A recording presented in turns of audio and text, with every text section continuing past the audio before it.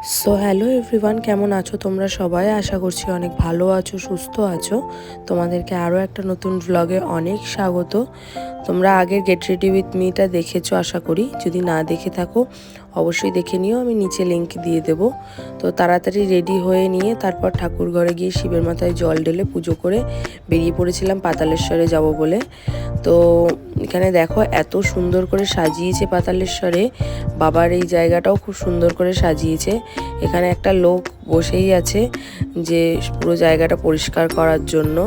আসলে এত মানুষের ভিড়, আমরা অনেকটা লাইন দিয়ে তারপরে বাবার মাথায় জল ঢালতে পেরেছি। বাইরের এই জায়গাটাতেও আমরা প্রতিবার জল ঢালি, তারপর ধূপকাঠি আর গিয়ে প্রদীপ জ্বালিয়ে আমরা চারিদিকটা একটু ঘুরে দেখলাম। এই যে এইগুলো করেছে, বিভিন্ন জায়গাকার শিব ঠাকুরের ছবিগুলো ফুটিয়ে তুলেছে, আমার তো ভীষণ ভালো লেগেছে।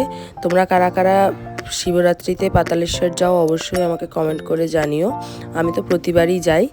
তো তারপরে আমরা মেয়ের জন্য একটা বেলুন কিনে বাড়ি চলে এলাম। বাড়ি এসে তাড়াতাড়ি ফল আমান্য করে চলে গেলাম পাশের বাড়িতেই আমি অঞ্জলি দিয়েছি। তো ওদের বাড়িতে না শিব মূর্তি তুলে পুজো হয় না, মানে আগে হতো, এখন ওই ঘট পেতেই পুজো হয়। তো আমি অঞ্জলি দিয়ে বাড়ি চলে এসেছিলাম। তোমাদের শিব পুজোটা কেমন কাটলো অবশ্যই জানিও। দেখা হচ্ছে নেক্সট ভিডিওতে, বাই।